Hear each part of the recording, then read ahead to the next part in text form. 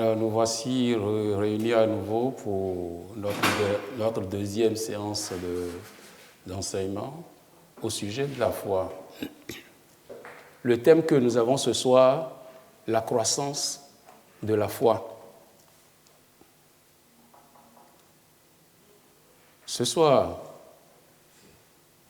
qu'est-ce que la croissance? Je suis sûr que c'est des questions qu'on doit pouvoir se poser.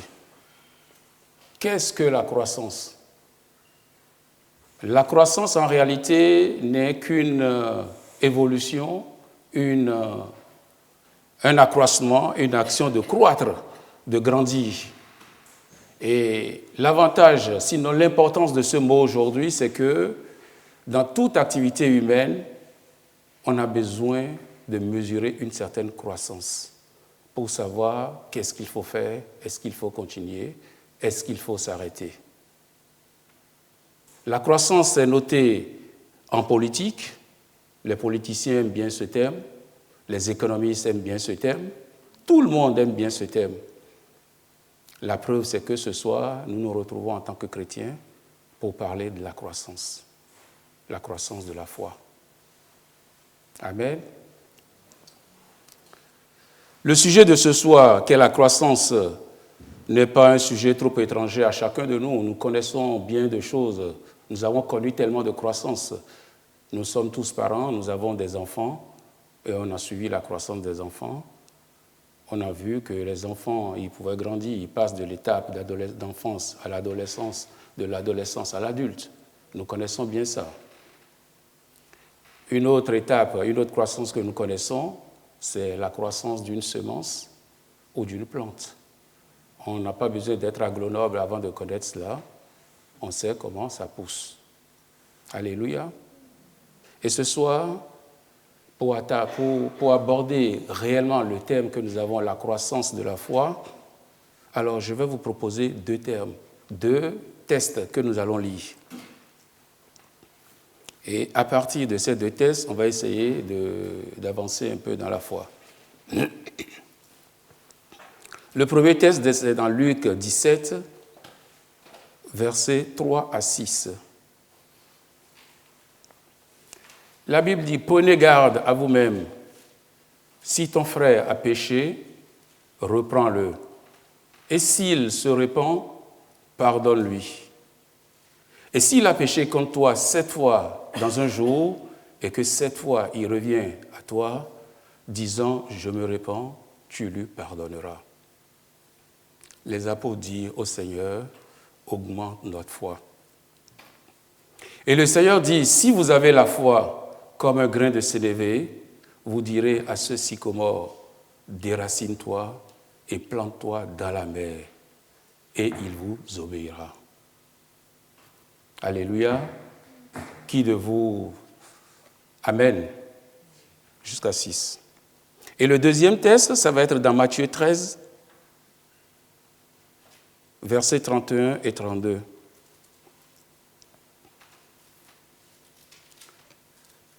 Alors, c'est une parabole. Il dit, il leur proposa une autre parabole. C'est Jésus qui propose la parabole. Et il dit, le royaume des cieux est semblable à un grain de sénévé qu'un homme a pris et semé dans son champ. C'est la plus petite de toutes les semences. Mais quand il a poussé, il est plus grand que les légumes et devient un arbre, de sorte que les oiseaux du ciel viennent habiter dans ses branches. Amen. J'ai choisi ces deux textes juste pour aborder le sujet de ce soir, parce que ces deux textes ont quelque chose de commun, c'est le grain de sénévé. Le grain de sénévé, ce qu'ils ont de commun, c'est ce grain et surtout le potentiel du grain de sénévé, la puissance du grain de sénévé, la finalité du grain de sénévé quand il prend, quand il pousse. Et dans le premier test que nous avons lu, notamment celui de Luc, il y a quelque chose qui est caché là que j'aimerais ressortir quand même avant de continuer. C'est l'aspect scientifique de Luc dans ses approches La Bible dit que, tu peux nous replacer ça s'il te plaît, Luc. Prenez garde à vous-même. Si ton frère a péché, reprends-le. Et s'il se repent, pardonne-lui. Et s'il a péché contre toi cette fois dans un jour, et que cette fois il revient à toi, disant « Je me repens », tu lui pardonneras. Et la réponse augmente la foi. Et quand j'ai lu ça tout de suite, je dis du péché, de la repentance, on passe à la foi qui doit augmenter. Et j'ai dit, Seigneur, qu'est-ce qu'il y a? Mais ça ne m'étonne pas de Luc, parce qu'on sait que lui, il est spécial dans tout le groupe, de par ses connaissances, parce que c'est un scientifique, et dans tous ses tests, il aime bien les approches scientifiques. Et il a compris tout de suite que l'approche scientifique qu'il y a là à faire tout de suite, c'est l'approche scientifique dialectique qui dit que aucun sujet ne peut être étudié singulièrement. Pour étudier un sujet, il faut l'étudier dans son environnement.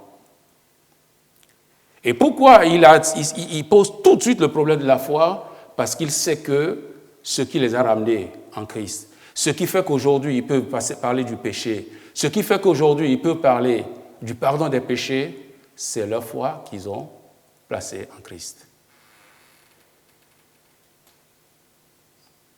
Donc c'est cet aspect que je veux sortir tout de suite pour dire que quand on lit tout de suite, on a tendance à dire la foi, le péché, bon, mais qu'est-ce qu'on peut? Il ne faut pas chercher loin. Lui, c'est un scientifique, il a sorti ça tout de suite parce que c'est sa foi. C'est parce qu'ils ont cru en l'Éternel qu'aujourd'hui, ils peuvent savoir ce que c'est que la repentance, ils peuvent savoir ce que c'est que le péché. Et il a dit, augmente notre foi. Il y avait la foi, mais cette foi était insuffisante. Parce que le verbe augmenter, ça dit tout. Il y en avait, mais il faut augmenter. Augmente notre foi afin d'ordonner à un sycomore. Parce que l'objectif de l'augmentation de la foi, c'est pour pouvoir ordonner au sycomore. Et la Bible dit qu'avec la foi, augmente notre foi. La suite, s'il te plaît. Et le Seigneur dit, si vous avez la foi comme un grain de sénévé, vous direz à ce sycomore, déracine-toi et plante-toi. Bien-aimé, la foi pour déraciner un sycomore n'est pas une toute petite foi. Il faut une foi d'une certaine quantité. Il faut une foi d'une certaine quantité pour agir dans certains domaines. Nous avons tous la foi, nous avons dit la dernière fois. Mais chacun est libre d'orienter sa foi comme il veut, ou où il veut. Et c'est seulement quand elle est orientée vers la croix que nous parlons de la foi spirituelle. Nous avons conclu la dernière fois. Mais ce soir, nous avons besoin d'une foi plus grande. Une foi plus grande pour déplacer des montagnes. Une foi plus grande pour déraciner un sycomore.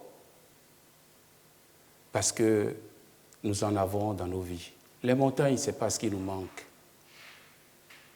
Les montagnes, les collines, les vallées, il y en a un peu partout dans chaque vie.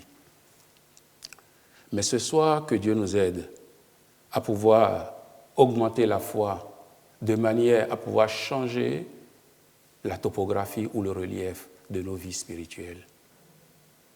C'est ce dont nous avons besoin. Et c'est ce que Dieu attend de nous. La foi dont nous avons besoin ce soir, c'est la foi d'un certain degré et qui fera descendre le royaume des cieux. Bien-aimés, nous avons tous le grain de sénévé, mais il faut que ça augmente. Et quand ça va augmenter, alors on pourra déplacer le royaume des cieux. Et Jésus pouvait répondre à Jean-Baptiste dans Matthieu 11, versets 4 à 5.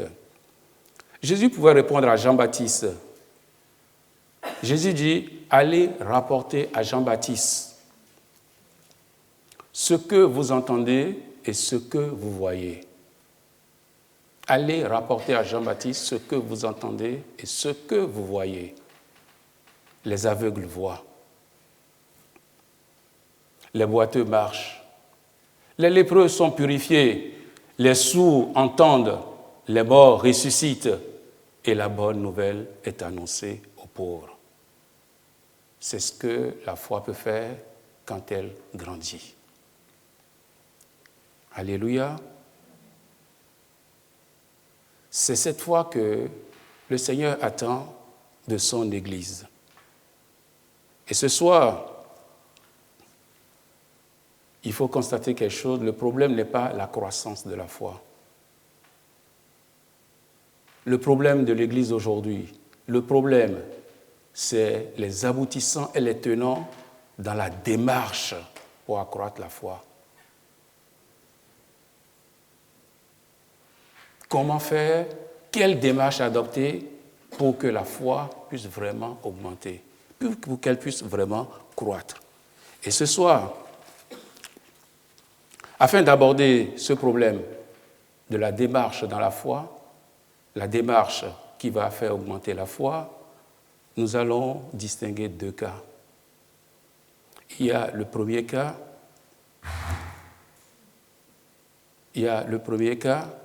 la part de l'Église, l'Église petite, en tant que pierre vivante, c'est-à-dire vous et moi, chacun de nous ici.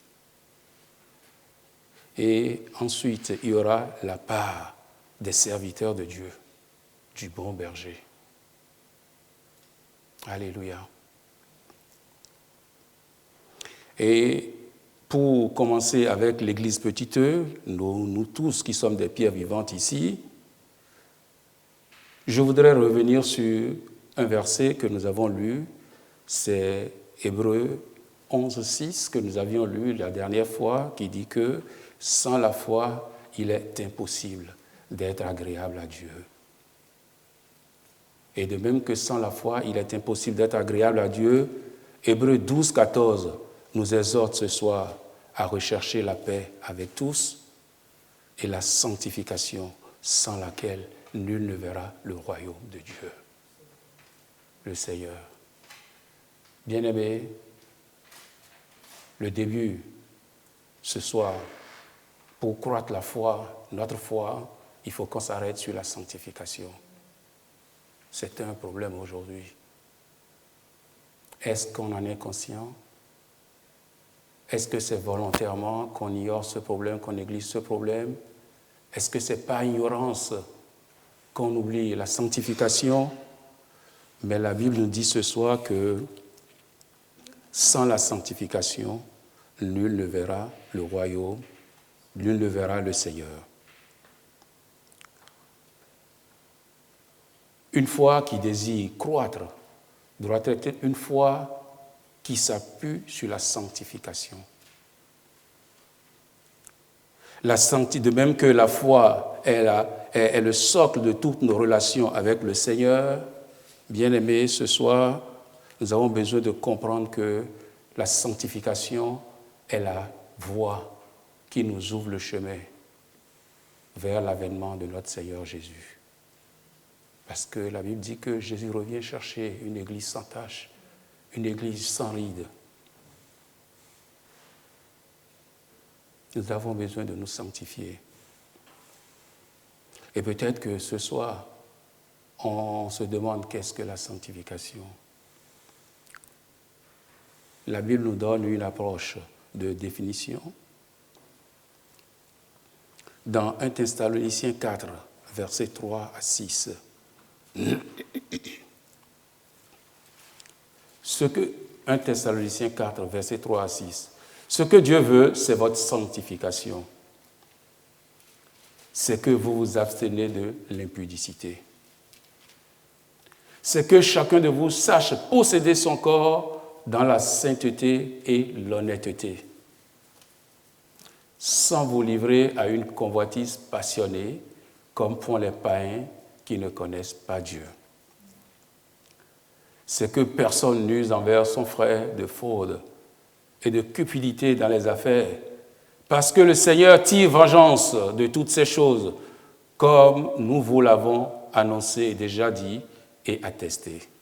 Comme nous vous l'avons déjà annoncé. Donc, le Seigneur l'avait annoncé. C'est la parole de Dieu. Et c'est un exemple, c'est une approche de définition que nous pourrions retenir de ce que c'est que la sanctification. Se sanctifier alors, c'est s'abstenir volontairement. C'est une décision, c'est un engagement que chacun a besoin de prendre. S'abstenir volontairement de l'impudicité. Amen. C'est tenir son corps dans la sainteté et dans la pureté ou dans l'honnêteté. Bien-aimés, nous avons tous un corps. Qu'est-ce que nous en faisons? Ce soir, que ce verset soit un miroir pour chacun de nous. Dieu ne juge personne encore. Mais ce que Dieu veut, c'est notre sanctification. Il revient nous chercher tous. Il ne prendra pas l'un avant l'autre. Mais il nous veut tous dans la sanctification, en tant qu'Église qui viendra chercher. Et son désir, c'est que chacun de nous puisse laver sa robe dans le sang qui est encore là pour nous, le sang de Jésus qui est encore efficace pour nous. La sanctification, c'est rejeter tout ce qui est souillure, tout ce qui peut être fraude, tout ce qui peut être magouille. Oui, c'est un mot qui vient de loin, ça. Qui peut être magouille. Et ce soir, ce que nous avons besoin de retenir dans cette définition, c'est que quand délibérément nous refusons de nous sanctifier, c'est que nous refusons Dieu, nous rejetons Dieu. Parce que c'est la parole de Dieu. Et Dieu est attaché à sa parole. Alléluia. C'est pas grave, ma soeur Atika. Mais ce qui est bien, c'est que la parole ne nous a pas été projetée comme ça simplement. Jésus pouvait dire, il est avantageux que je m'en aille. Et c'est alors que ce que le Père a pourvu viendra, le Saint-Esprit, et nous connaissons son rôle. Il nous conduira dans toute la vérité. C'est lui qui peut nous conduire. C'est lui qui peut nous aider tout doucement à avancer. Un pas, deux pas, jusqu'à ce que nous atteignions cette perfection. Alléluia. Le juste vivra par la foi. Est-ce que ce soir, la foi des uns et des autres pourra s'élever, pourra s'augmenter un peu pour que nous puissions vivre par la foi? Alléluia. La foi dont nous avons besoin, nous avons besoin pour vivre est une foi qui élargit la voie de la sanctification, la voie de l'avènement du retour de Jésus. Et un complément de définition sur la sanctification peut être lui aussi dans Tite 2, 1, 11 à 12. C'est un complément de définition. Parce que la sanctification, elle embrasse toute la vie chrétienne.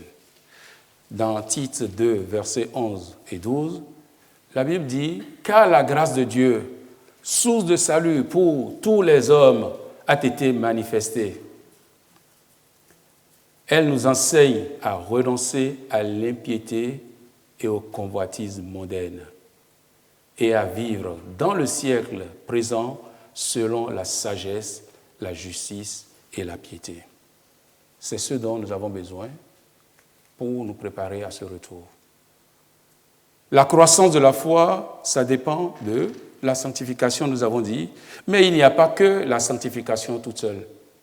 Mais j'ai commencé par la sanctification parce qu'elle est vraiment d'une importance. À tel point aujourd'hui qu'il y a des églises qui ne peuvent plus parler de la sanctification. Parce que quand on veut en parler, ça crée souvent des problèmes dans les églises. Les fidèles se voient indexés. Les fidèles se disent, c'est parce qu'il m'a vu. Mais bien aimés, il faut qu'on se prépare. Il faut qu'on se sensibilise. Si nous voulons que notre foi croisse, laissons la parole de Dieu nous transformer. Amen. Et après la sanctification, il y a un autre sujet aussi que nous n'allons pas oublier. Et c'est un sujet qui crée beaucoup de problèmes dans les églises. La Bible dit dans 1 Jean 2,1 que l'assurance que nous avons, 1 Jean 2, verset 1, « Mes petits enfants, je vous écris ces choses afin que vous ne péchiez point. Et si quelqu'un a péché, nous avons un avocat auprès du Père, Jésus-Christ le juste. » Jésus-Christ est notre avocat. Et l'avocat, ce qu'il a accompli pour nous, on peut le lire dans Philippiens 2, versets 7 et 8. La Bible dit, « Il s'est dépouillé lui-même en prenant une forme de serviteur, en devenant semblable aux hommes et ayant paru comme un simple homme, il s'est humilié lui-même, se rendant obéissant jusqu'à la mort, même jusqu'à la mort sur la croix. » Et le thème que je veux sortir de là, c'est l'humilité et l'obéissance. L'humilité et l'obéissance. Alors, dans l'Église aujourd'hui, nous avons besoin de beaucoup d'humilité. L'Église, en tant que pierre vivante, a besoin de beaucoup d'humilité. L'Église, en tant que pierre vivante, a besoin d'une soumission, d'une obéissance. Bien-aimés, la société d'aujourd'hui ne veut plus parler de certains mots. Alors, j'en sais quelque chose pour provoquer quelqu'un là où je travaille tout de suite. Je dis, mais est-ce que vous êtes soumise? Bon, il ne faut pas dire ça aux femmes. Hein. Quand on commence par parler de la soumission tout de suite, c'est des mots qui irritent, c'est des mots qui révoltent tout de suite. Mais nous en avons besoin dans l'Église. Pour les femmes et pour les hommes, pour l'Église, tout le monde.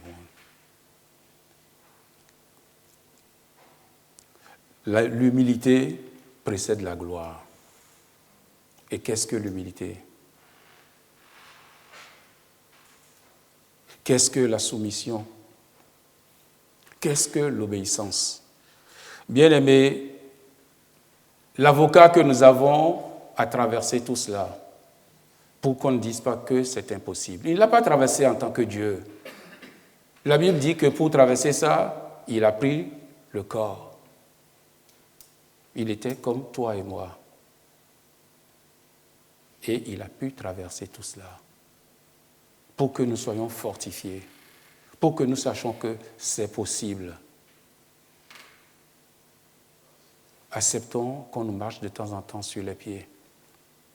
Tant qu'on s'est fait dire aïe et puis on reprend, c'est que c'est bon, ça vit encore. Alléluia. Nous avons besoin d'être obéissants. L'obéissance, ce n'est pas que excusez-moi l'expression, tu ne connais rien. Je ne veux pas utiliser de gros mots, tu ne connais rien. Non. Mais acceptons par obéissance. La Bible dit que Jésus a accepté par obéissance la mort, et même la mort sur la croix, parce que nous savons ce que c'est que mourir sur la croix, en ce moment-là. Nous devons travailler pour notre obéissance. Ce travail, il est personnel. C'est chacun qui doit pouvoir se prendre en charge pour dire « je connais mon problème. Je sais qu'est-ce qui ne va pas. » Et ce que j'aime dans la parole de Dieu, quand tu es sincère avec toi-même, Dieu t'aide.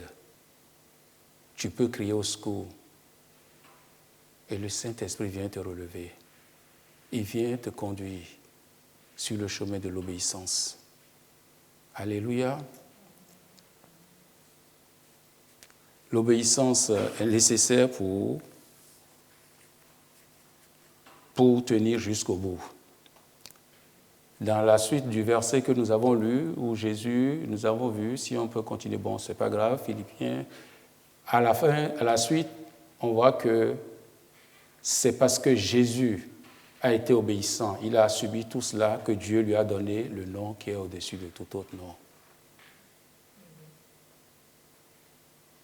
Dans la suite, c'est pourquoi aussi Dieu l'a souverainement élevé. Il lui a donné le nom qui est au-dessus de tout autre nom, afin qu'au nom de Jésus, nous connaissons toute la suite. Bien-aimés, que le plus grand, que celui qui veut être le plus grand, se fasse alors tout petit, parce que l'élévation vient de Dieu. C'est Dieu qui élève. Si tu veux t'élever toi-même, tu vas tomber, tu vas t'écraser comme un avion, mais si Dieu t'élève, il te soutiendra. Amen. Ce soir, nous avons besoin, en plus de tout ça, l'assiduité, en plus de l'humilité que nous venons de voir, nous avons besoin aussi de la méditation de la parole de Dieu. La Bible dit que la foi vient de ce qu'on entend et ce qu'on entend vient de la parole de Dieu. Comment pourrions-nous alimenter notre foi? Comment pourrions-nous faire grandir notre foi si nous ne prenons pas du temps à la parole de Dieu? Bien-aimés, la Bible dit que la foi, la victoire qui triomphe du monde, c'est notre foi. Et si la foi n'est pas alimentée, tu ne peux pas avoir cette victoire.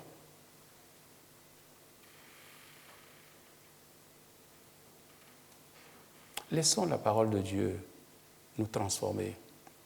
Prenons l'habitude de méditer la parole de Dieu. Parce que, vous savez, si nous ne méditons pas la parole, dans les circonstances où nous avons besoin de la foi, comment pourrions-nous faire alimenter notre foi? Si je ne connais pas, si je ne parle pas polonais, mais arrivé en Pologne, je ne pourrais pas parler avec les Polonais. Parce que je connais ça au moins. Ah ben, ça ne va pas passer tout le temps. Hein? Oui. Donc, le langage de Dieu, c'est sa parole. Nous avons besoin de maîtriser sa parole. Nous avons besoin de passer du temps dans sa parole. Et le temps que nous passons dans sa parole devient un temps de communion que nous avons avec le Seigneur. Un temps d'intimité. Ça crée cette intimité. Et quand je parle d'intimité, je parle à de grandes personnes. Nous savons bien ce que ça veut dire.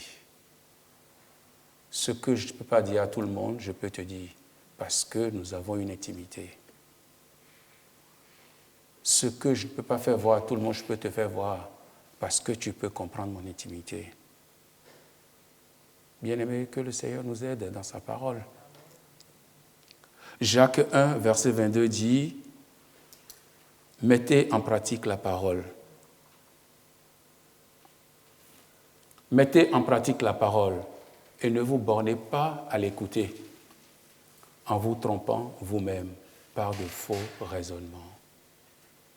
Nous avons vu la semaine dernière que la foi naturelle peut être orientée vers de faux raisonnements, vers le mensonge. Je peux accepter de dire, moi, je veux croire à ce mensonge. Mais la Bible nous exhorte ici que personne ne se trompe par de faux raisonnements. Ce soir, que le Seigneur nous aide.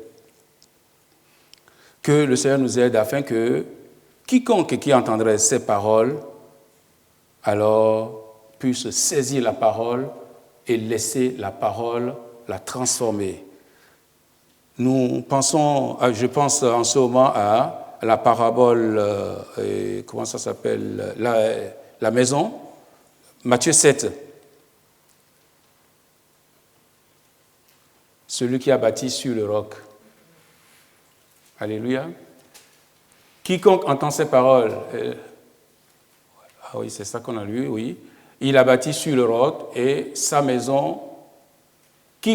C'est pourquoi quiconque entend ces paroles que je dis et les met en pratique sera semblable à un homme prudent qui a bâti sa maison sur le roc.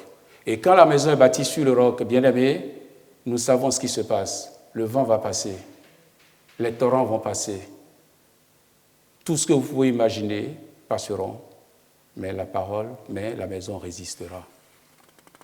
C'est la parole de Dieu. Et il y a eu beaucoup de témoignages comme ça. En plus de la parole, nous devons avoir une vie de prière. Alléluia.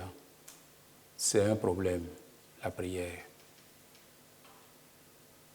Je le dis parce que quand nous disons prions, on entend les mouches voler encore.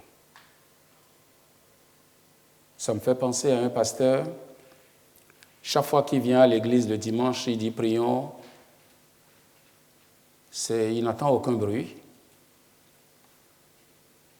Et un dimanche, il dit, mais moi je ne vous comprends pas. Je dis prions. Et je n'entends aucune voix. Et les fidèles lui ont dit, mais on prie dans le cœur. OK. Le dimanche d'après, il est venu. Prions. Tout le monde a prié dans le cœur. Maintenant, l'heure de la prédication, lui-même, il prend sa Bible. Il a prêché dans son cœur. Et à la fin, Amen. Qu'est-ce qu'il a aujourd'hui, le pasteur? Ah, mais il dit, moi aussi j'ai prêché dans mon cœur. Vous n'avez pas compris? Bien-aimés, c'est vrai, nous avons tous un cœur. Mais quand la Bible dit prions, quand quelqu'un dit prions, il faut qu'on ouvre la bouche et qu'on prie. Parce que la parole, elle a de la puissance. Ce n'est pas la parole que Dieu a créé le monde. Bon, Dieu, lui, il est Dieu. Hein? Il pourrait faire un geste et puis le monde va se créer. Mais pour nous donner l'exemple de la parole, il a parlé. Et quand nous parlons, ceux qui ont des oreilles pour entendre, ils entendent. Et quand ils entendent, ils se soumettent. Quand ils entendent, ils obéissent à la parole, parce que ce n'est pas n'importe quelle parole que nous prononçons quand nous prions. Et quand nous prions au nom de Jésus, la Bible dit qu'au nom de Jésus, que tout genou fléchisse. On n'a pas dit un seul, que tout genou fléchisse et que toute langue confesse que Jésus-Christ est Seigneur, à la gloire de Dieu le Père. Alléluia. Bien-aimés, entraînons-nous. C'est un entraînement à la prière. Il faut qu'on commence à la maison tout doucement. Il faut qu'on se décide. C'est un entraînement, c'est une décision qu'on prend. Et prier, il faut qu'on réalise que c'est parler avec le Seigneur, c'est communier avec le Seigneur. Et quelle grâce et quel privilège de pouvoir s'asseoir devant le grand Dieu pour dire « Seigneur, je sais que tu m'aimes ». Et puis il te dit « Oui, c'est vrai » et il te confirme « Je t'aime vraiment ». Alléluia. Que le Seigneur nous aide à prier. Amen. Et pour aller un peu plus loin, je pense encore au cœur. Dans Matthieu 13, la parabole du semeur. On ne va pas lire tout le texte, vous connaissez ce texte, où le semeur est sorti pour semer, etc., etc. Alors des grains sont tombés dans des terres où il n'y a pas de sable, il a manqué des choses.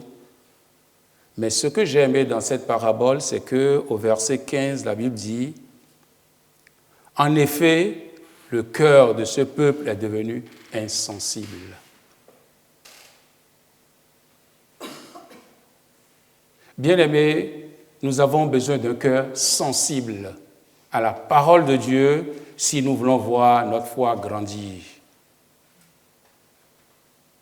Et ce soir, que chacun revoie la position de son cœur. Nous en avons tous.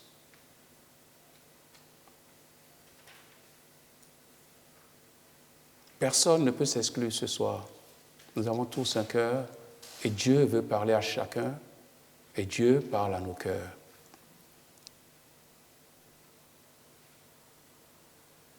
En effet, le cœur de ce peuple est devenu insensible. Ils ont endurci leurs oreilles, ils ont fermé leurs yeux, de peur qu'ils ne voient de leurs yeux, qu'ils n'entendent de leurs oreilles, qu'ils ne comprennent de leur cœur, qu'ils ne se convertissent et que je ne les guérisse. La foi qui grandit, c'est une foi qui guérit. C'est pour cela que Jésus a dit, allez dire à Jean, allez rapporter à Jean ce que vous voyez, ce que vous entendez. Ce soir, que le Seigneur nous aide et que nous puissions laisser la parole de Dieu transformer nos cœurs. Parce que quand le cœur est transformé, alors on peut sentir le royaume de Dieu se manifester, la paix, la justice et la joie par le Saint-Esprit. Dans Proverbe 4, verset 23, la Bible dit « Garde ton cœur plus que toute autre chose, car c'est de lui viennent les sources de la vie. » Amen. Sachons garder nos cœurs. Nos cœurs sont plus importants que tout. C'est la Bible qui le dit, parce que c'est la source de la vie. Et la Bible déclare que Jésus est le chemin, la vie et la vérité. Alléluia. Ce soir, que la vie de Jésus puisse pénétrer nos cœurs, puisse transformer nos cœurs, afin que nous puissions voir, que nous ne refusons pas de voir, comme on l'a lu tout à l'heure. Amen. Et ça, c'est la petite partie pour le peuple, pour l'Église en tant que petit E, la pierre vivante. Et j'avais dit qu'on verrait en deux parties parce qu'il fallait qu'on fasse vite, parce que je sais qu'il y aura des débats, un débat tout à l'heure. Et la dernière fois, on était un peu trop avancé. Et pour parler du service, des serviteurs, parce que la croissance de la foi, les serviteurs en ont besoin, non seulement en tant que pierre vivante aussi, mais ils ont besoin d'une double portion. Parce qu'ils en ont besoin pour eux, ils en ont besoin pour pouvoir conduire l'Église selon le plan de Dieu. Et ce soir, on va lire un autre texte, un dernier texte, dans Éphésiens 4, versets 11 à 16.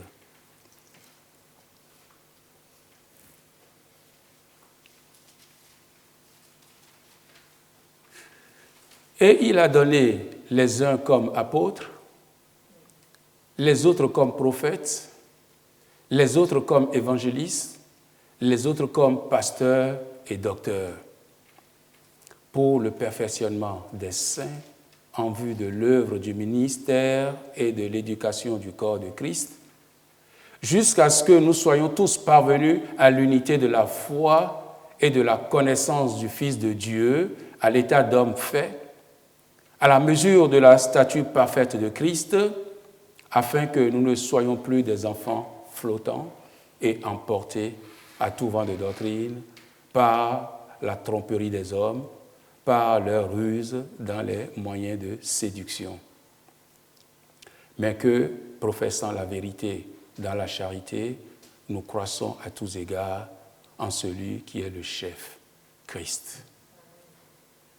C'est de lui, et grâce à tous ces liens, de son assistance, que le corps bien coordonné et formant un solide assemblage tire son accroissement selon la force qui convient à chacun de ses parties et s'édifie lui-même dans sa charité.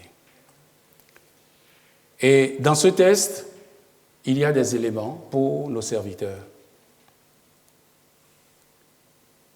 La Bible dit que, dans le verset 12, que le perfectionnement, il y a des qualités que les serviteurs doivent ressortir. J'ai souligné ici le perfectionnement et l'édification du corps du Christ. Ce doit être un élément que les serviteurs doivent viser. J'ai souligné l'unité de la foi.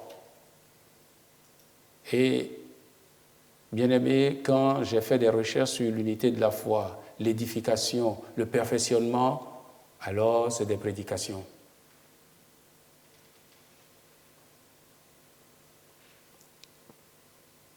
Et tout ça simplement pour que nous ne soyons pas des enfants flottants, laissant emporter par tout vent de doctrine. Et bien aimé, avant de terminer, je veux simplement faire remarquer que le roi David, il a vu dans le bon berger qu'est Jésus ce perfectionnement et cette édification. Il a vu l'unité de la foi à laquelle Dieu l'a conduit. Il a vu comment Dieu l'a formé afin qu'il ne soit pas flottant comme un enfant qui se laisserait aller à tout vent. Et c'est pour cela qu'il a écrit le psaume 23, pour dire ces qualités qu'il a trouvées en Dieu. Le psaume 23, je ne l'ai pas fait, mais nous connaissons bien ce psaume. L'Éternel est mon berger.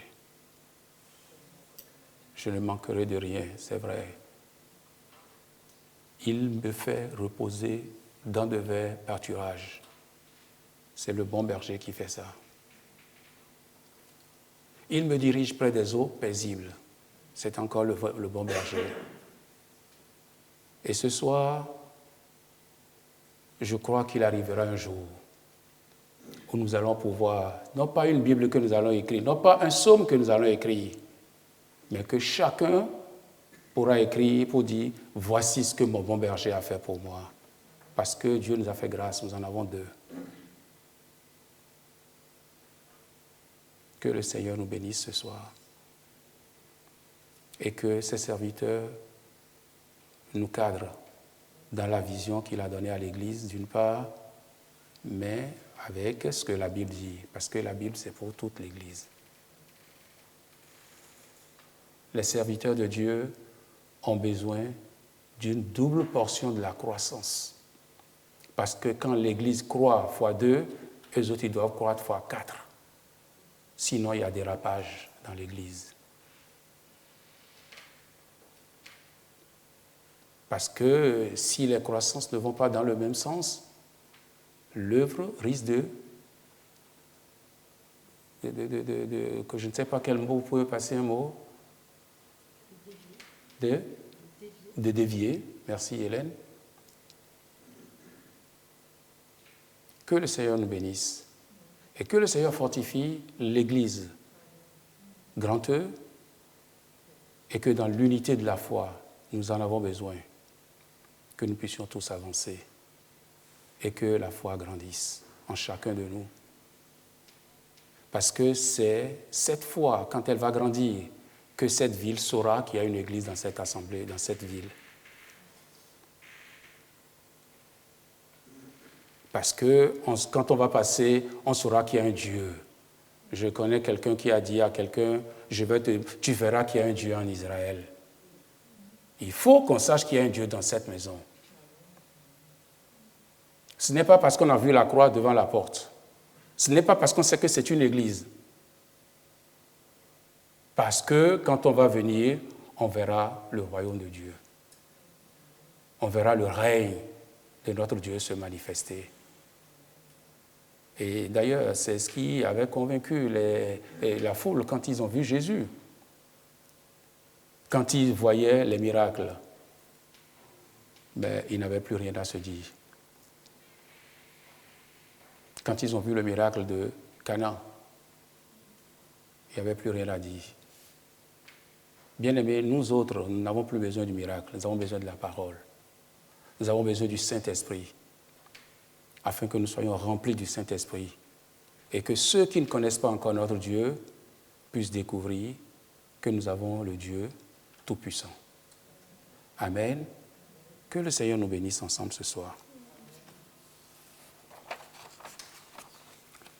En conclusion, que Dieu bénisse chacun de nous et que chacun puisse prospérer à tous égards, comme prospère l'état de ton âme. C'est ce que Dieu veut pour chacun de nous. Alléluia. Merci Seigneur.